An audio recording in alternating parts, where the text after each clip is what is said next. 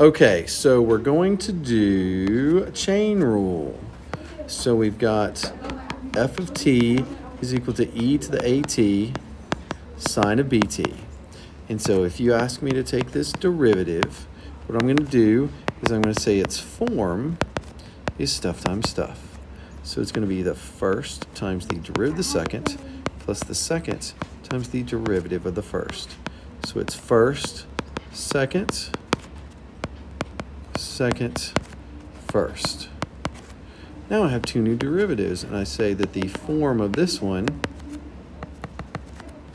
is sine of stuff. And so its derivative is cosine of this stuff. But then I have to do times the derivative of the inside, so a b pops out. Right? Here, its form, boop, boop, this form of that function is e to the stuff. So its derivative is e to the stuff times the derivative of the inside, pops out an a. So I've got sine of bt times this stuff. So really what I have, so now I have two terms. If all I ask you to do is take a derivative, you're done. If not, I have two terms. What's common to both? I can pull an e to the at out front, and you're going to be left with, what, b cosine of bt plus sine plus a sine of bt. That's what you're going to be left with. Okay, so the next one is f of z is equal to e to the z over z minus 1. And you want to take a derivative of both sides. Well, this form is e to the stuff. So its derivative is e to the stuff times the derivative of that stuff. So I'm going to come over here on my scratch paper and notice that the derivative of this, its form, is just stuff divided by stuff. So I'm going to do the quotient rule. Do low d high minus high d low over low gets squared. So it's going to be low high, high low over low squared. So it's going to be z minus 1 minus z, all divided by z minus 1 gets squared. So it's going to be negative 1 over z minus 1 gets squared.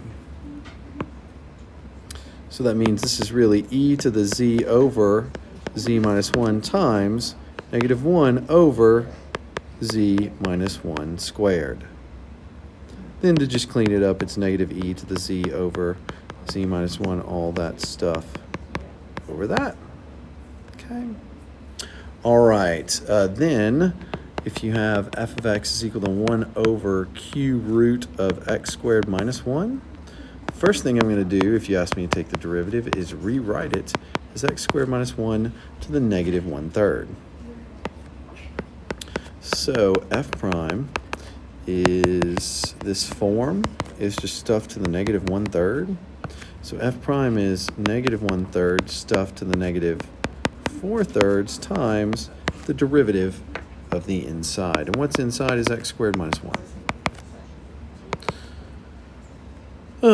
But the derivative of x squared minus 1 is just going to be 2x.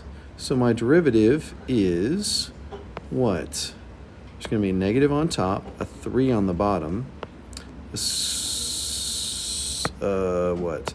X squared minus 1 to the 4/3 on the bottom, and then a 2x on top. Got it? All right. Then I have g of u is equal to u cubed minus 1 over u cubed plus 1, all that crap to the 8th. And you asked me to take the derivative. Well, I say its form is just stuff to the 8th. So its derivative is 8 stuff to the 7th times the derivative of that stuff. It's going to be u cubed minus 1 over u cubed plus 1. They're multiplying. How are there 5 now? They're multiplying. U cubed minus 1 over u cubed plus 1. Over here it's u cubed minus 1 over u cubed plus 1, right? But then I come over here on my scratch paper and I say, look, u cubed minus 1 over u cubed plus 1, its derivative, its form is just stuff divided by stuff. So it's going to be low derivative of high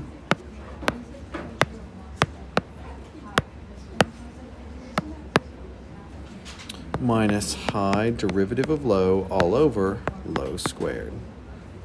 So it's going to be low high minus high low over low squared. So it's going to end up being u cubed plus 1 times, well, the derivative of this is just 3u squared, minus u cubed minus 1, the derivative of this, again, it's just 3u squared,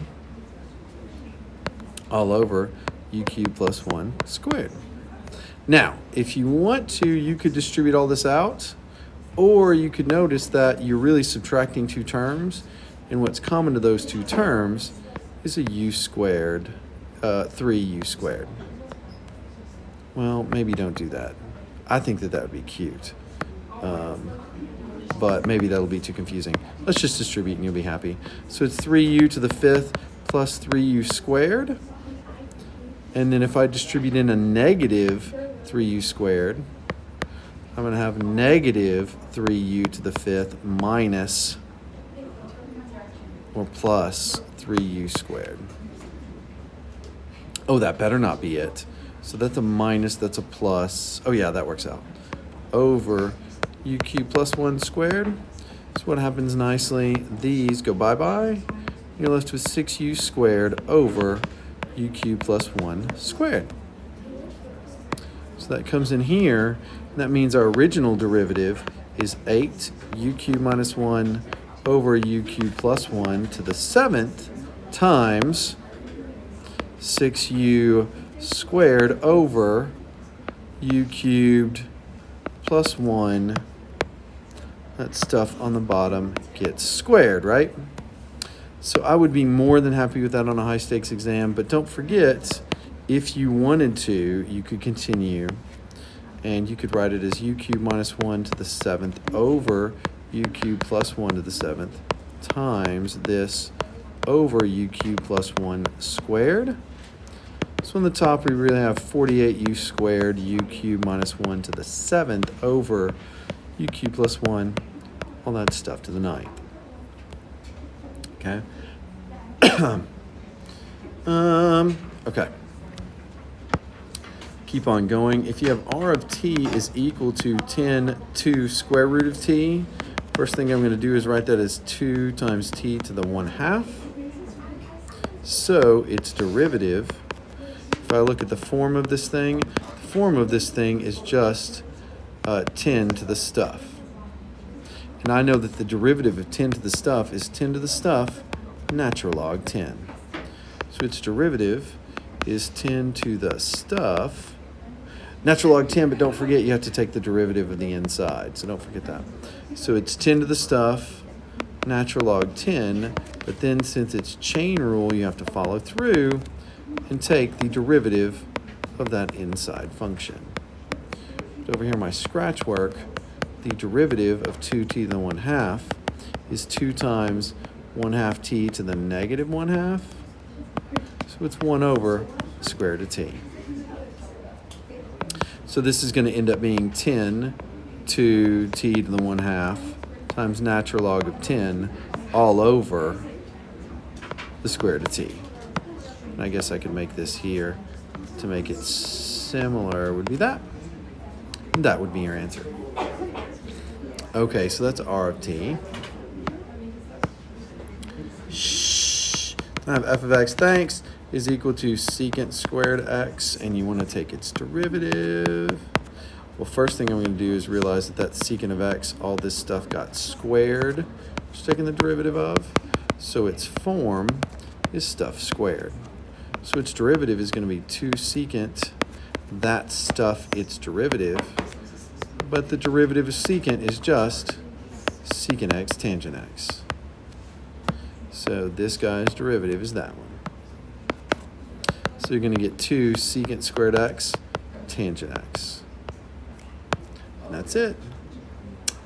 Then g of x is equal to the tangent of pi x. If you ask me to take its derivative, I would say that the form is the tangent of stuff. So its derivative is, tangent is secant squared times the derivative of the inside because it's chain rule. So we leave the inside alone, But the derivative of pi x is just pi, so we get pi secant squared pi x. All right. So then I need to do some implicit stuff. So if you've got x cubed minus x, y squared plus y cubed is equal to 1, and you want to find dy dx, you take the derivative of this side with respect to x, this side with respect to x. On the right, you get 0. On the left, the derivative of this with respect to x is 3x squared. The derivative of this is going to be the product rule. So it's going to be, I'm going to take out the negative first and then do the derivative. It's going to be the first derivative of second plus the second derivative of first plus the derivative with respect to x of y cubed, right? So I have derivative of y squared is 2y dy dx. The derivative of dx is just 1, so I have this. But notice this negative would distribute through, so it's negative and negative. And then here, the derivative of y cubed with respect to x is 3, what's that? Not right this second. 3y squared dy dx. What is it for? No, hold that thought and just flip it. Is equal to 0. Okay, so then I need this and I need this. I want to keep everything on one side that has a dy dx in it. So it's negative 2xy dy dx plus 3y squared dy dx. And I'm going to move all of this and this over that way. So you're going to get y squared minus 3x squared. And then here you have a dy dx in both terms. You're going to pull it out, which is always the next to the last step. It's going to be negative 2xy plus 3y squared is equal to y squared minus 3x squared. And the last step is always to divide over negative 2xy plus 3y squared dy dx. Let's see. Okay, I need to check one thing real quick. That would be this for a second. Okay, so then we need to go on to the next one. And hey, I'll write you a pass to go to the counselor. So just give me a second. To counselor from math at 104-12-5 regarding schedule.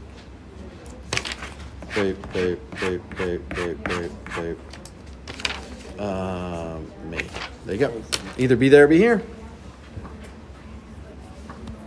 The next one is x e to the y is equal to x minus y. And I'm going to take the derivative with respect to x. Notice on the last one, the big assumption that we made that is so important was that y was just some mystery function of x. So the same here, I'm going to assume that y is just some mystery function of x. So when I do that, derivative with respect to x over here, on the left, the form is the product rule. So I'm going to do the first derivative of second plus the second derivative of the first. Over here, I'm going to do the derivative of x minus the derivative of y. Well, the derivative of x with respect to x is just 1. And then this is just dy dx, the thing I'm looking for. Yay. Over here, dx right here is also just 1. So this is e to the y. But over here, the derivative with respect to x of e to the function is e to the function times the derivative of that inside function because it's a chain rule. So now I have those two terms. Now I have those two terms that have a dy dx in it. So I'm going to get everything over to one side, maybe over on the left is dy dx. So I get a plus dy dx over here. And I'm going to have 1 minus e to the y on the left. Notice I've got this and this. So the penultimate step is always to factor out that sucker. And so I'm left with x e to the y plus 1. And then the last step is always to divide. So you're going to get 1 minus e to the y over x e to the y plus 1, and that's what your derivative is. Okay. Then we have the cosine of xy is equal to 1 plus sine y. If you want to know its derivative with respect to x, derivative of 1 is 0. And over here I have the derivative with respect to x of sine y. Well, its form over here is just going to be the sine of some function. So its derivative is cosine of that function times the derivative of the inside function. On the left, its form is cosine of a function. So its derivative is negative sine of that function times the derivative of that inside function xy. But I know that this has the form of stuff times stuff. So it's going to be the first times the derivative of the second plus the second times the derivative of the first. Well, dx is just 1. So I'm going to make it go away. So now when I distribute this through, I really have negative x sine of xy dy dx minus y sine of xy is equal to cosine y dy dx. And now it should be clear that you have a term here and here that both have a dy dx in them. I'm going to end up moving them both over here to the right. Doesn't matter. I'm just choosing to do so. So copy, paste. So if I've got that one that is still on the right, I'm going to move this one that way. So we get plus x sine xy dy dx is equal to the remaining negative y sine of xy. And so then what happens? Well, you know that the penultimate step is always to factor out that dy dx. So I've got dy dx times stuff that's left would be this plus this. Then on the left, I've got negative this. So then the last step is always to divide. So we got negative y sine xy. All that divided by cosine y plus x sine xy. Cool.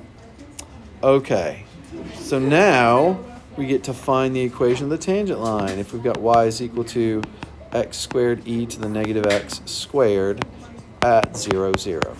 So I know that that's my x1, y1. And the equation of a tangent line is y minus y1, mx minus x1. So I've got a 0 here and here, but m is just the derivative at my point 0. But my derivative of this thing has the form of stuff times stuff. So it's going to be the first derivative of the second plus the second derivative of the first. So there's first, second, second, first. But this one has the form of e to the stuff. So its derivative is e to the stuff times the derivative of that stuff, which is negative 2x, because it's chain rule, right?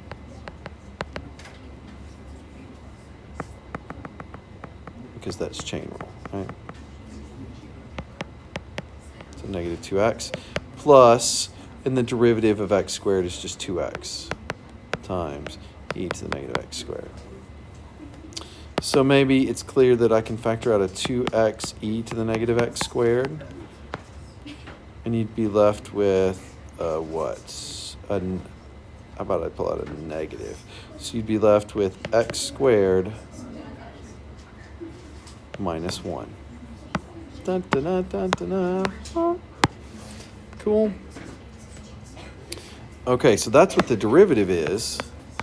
Thus, m is equal to the derivative, plug in 0.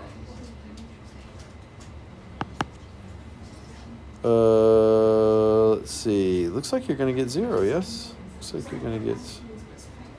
There's no way. That would be so annoying. Is that right? First derivative of second plus second derivative first. Everybody's going to have something in it.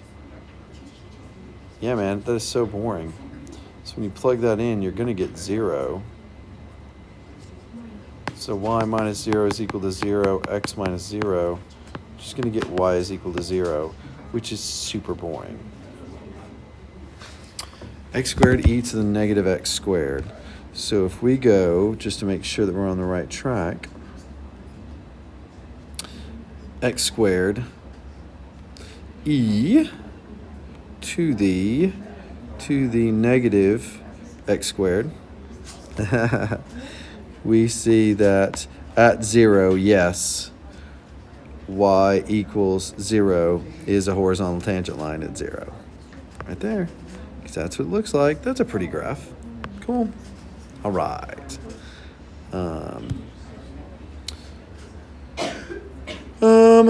So then we come down here. We've only got a couple questions left. Only 2 questions left. Thank you guys for being patient. If I've got h of x is equal to square root 4 plus f of x, and I know that f of 1 is 7 and f prime of 1 is 4, it wants to find h prime of 1. The way you do that is first find h prime. I'm going to notice that this is just 4 plus f.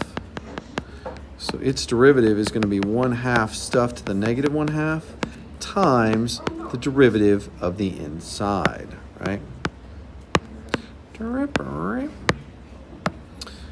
So I'm going to leave this alone and then times the derivative of that stuff. But the derivative of that stuff is just f prime of x. So what you get is f prime of x divided by 2 square root of 4 plus f of x is just what h prime of x is. So h prime of 1 is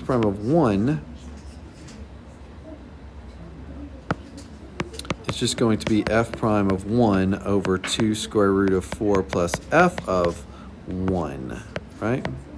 But we know that f prime of 1 is 4. And we know that f of 1 is 7. So that's going to be 2 square root of 4 plus 7. So it's going to be 2 over the square root of 11. Which, if you want to make it look nice, is 2 square root of 11 over 11. Either one. Yeah? That's it. Then the last question is, if this is position, find velocity. Well, we know to find velocity, you just take a derivative. So if position is 10 plus a quarter sine of 10 pi t, well, the derivative of 10 is just 0. I pull out the constant 1/4. Derivative of sine is cosine. Leave the inside alone, but then the inside because it's a chain rule. So you're just going to get 1/4 cosine 10 pi t times a 10 pi. So the whole thing turns out to be 5 pi over 2 cosine of 10 pi t. And that's it. Peace out.